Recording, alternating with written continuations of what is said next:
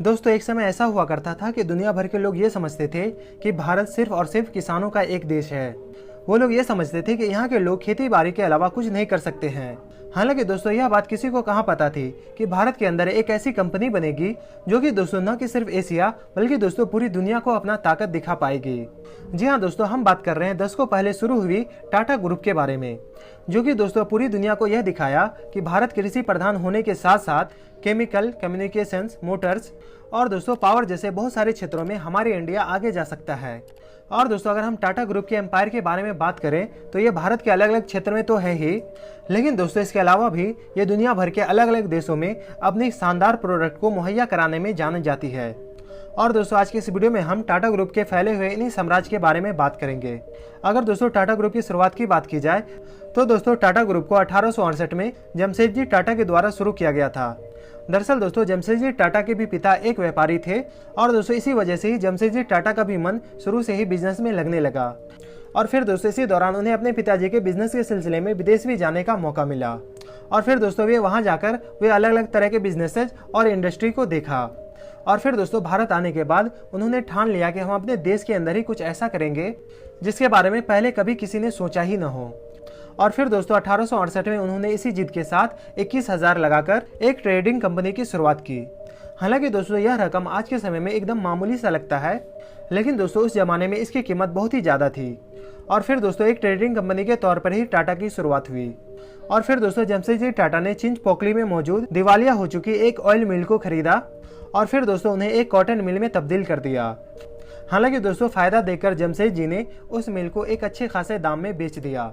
हालांकि दोस्तों शुरुआती समय में सफलता पाने के बाद से जमशेदजी ने अलग अलग क्षेत्रों में अपने हाथ आजमाने शुरू कर दिए और उन्होंने अपने जीवन का 4 उद्देश्य बना लिया, जिसमें दोस्तों पहला आयरन और स्टील के कंपनी का स्थापना करना, दूसरा वर्ल्ड क्लास होटल खोलना, तीसरा वर्ल्ड क्लास इंस्टीट्यूट खोलना और दोस्तों चौथा हाइड्रो इलेक्ट्रिक प्लांट लगाना था।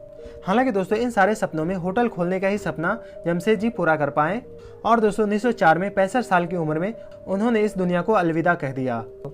और फिर दोस्तों इसके बाद उनके सपने को उनके बड़े बेटे दोराबजी टाटा ने इनको पूरा करना शुरू कर दिया, जिसमें दोस्तों दोराबजी ने अपने पिता के मृत्यु के 3 साल बाद 1907 में टाटा स्टील की शुरुआत की।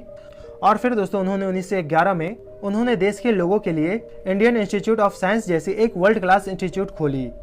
और दोस्तों जमशेदजी का अंतिम सपना हाइड्रो इलेक्ट्रिक प्लांट लगाना था, उसे भी दोराबजी ने 1919 में पूरा कर दिया। फिर दोस्तों आगे चलकर 1938 में जब JRD टाटा को टाटा ग्रुप के चेयरमैन बनाया गया, तब दोस्तों इन पद पर रहते हुए टाटा ग्रुप ने उन बुलंदियों को छुआ जिसे लोग सिर्फ दोस्तों कल्पना कर सकते थे। लेकिन दोस्तों JRD टाटा के आने के बाद से टाटा ग्रुप में ऐसा क्या हुआ कि टाटा ग्रुप ने बुलंदियों को छुआ? ये बात जानने से पहले दोस्तों अगर अभी तक आप हमारे चैनल को सब्सक्राइब नहीं किए हैं तो चैनल को सब्सक्राइब करके बेल आइकन भी प्रेस करना बिल्कुल मत भूलिएगा। हालांकि दोस्तों चलिए अब आते हैं अपने टॉपिक पे और बात करते हैं कि किस तरीके से JRD टाटा के आने के बाद से टाटा ग्रुप ने अपनी बुलंदियों को छुआ। दोस्तों जब JRD टाटा टाटा ग्रुप के चेयरमैन बने थे तब दोस्तों टाटा ग्रुप के 14 इंटरप्राइजेस थे, लेकिन दोस्तों ठीक 50 साल बाद टाटा ग्रुप ने 95 इंटरप्राइजेस को कंट्रोल कर रही थी। और दोस्तों यह सब हुआ था JRD टाटा के मेहनत की बदौलत, क्योंकि दोस्तों आज़ादी के बाद से JRD टाटा ने मौके का फायदा उठाते हुए बहुत सारे अलग अलग सेक्टर में हाथ आजमाए। और दोस्तों मजे की बात यह है कि हर जगह उन्हें कामयाबी ही मिली। और दोस्तों यही वजह थी कि chemical, technology, cosmetic, marketing, engineering, manufacturing, T और सॉफ्टवेयर सर्विसेज जैसी कई सारे फील्ड में टाटा टॉप पर पहुंच गया। और दोस्तों 2019 आते आते टाटा का साम्राज्य इतना ज़्यादा फैल चुका है कि टाटा ग्रुप आज के समय में दुनिया के सबसे बड़े संगठन कंपनियों के तौर पर गिना जाता है। और दोस्तों 2019 के डेटा को देखा जाए तो इनमें काम करने वाले लोगों की संख्या करीब करीब दोस्तों 8 लाख है। और अगर दोस्तों बात करें टाटा ग्रुप के कुछ मुख्य इंडस्ट्री की तो दोस्तों Tata chemical, Tata communication, Tata consultancy services, Tata consumers product, Tata Motors, Tata power, Tata steel, Tata international, Voltas, Tata Titan और ताज होटल की तरह बहुत सारे इंडस्ट्री हैं। और दोस्तों बहुत कम लोगों को ये पता होगा कि टाटा इंडस्ट्री का कमाई का ज़्यादातर हिस्सा दूसरे देशों से अपने देशों में आता है। और दोस्तों अपने देश की यह कंपनी यानी दोस्तों टाटा रोजगार देने के मामले में एप्पल और गूगल से भी कहीं आगे है। और दोस्तों टाटा ट्रस्ट, जो कि दोस्तों टाटा ग्रुप के ट्रस्ट फाउंडेशन है, वह बहुत सारे लोगों के भलाई के लिए काम करते हैं। और दोस्तों यही वजह है कि रतन टाटा जैसे इंसान सबसे अमीर होने के बावजूद भी अपने दरियादिली होने की वजह से अमीरों के लिस्ट में टॉप 100 में भी नहीं आते हैं, क्योंकि दोस्तों अपने और कंपनियों के फायदे का ज़्यादातर हिस्सा देश के ज़रूरतमंदों को दान कर देता है।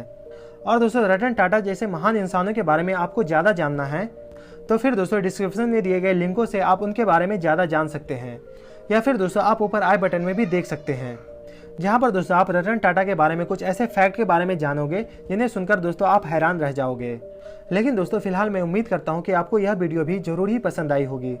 और दोस्तों इसी तरह के इंटरेस्टिंग वीडियो को देखने के लिए कृपया हमारे चैनल को सब्सक्राइब जरूर करिए और साथ में बेल आइकन भी प्रेस करना बिल्कुल मत भूलिए, ताकि दोस्तों हमारे सारी वीडियो का नोटिफिकेशन आप तक सबसे पहले पहुंचे जैसे हम वीडियो अपलोड करें। तो दोस्तों बस इतना इस वीडियो में, मैं आपसे मिलता है एक नई और एक्साइटेड वीडियो में। तब तक के लिए दोस्तों अपना और अपनों का ख्याल रखिए।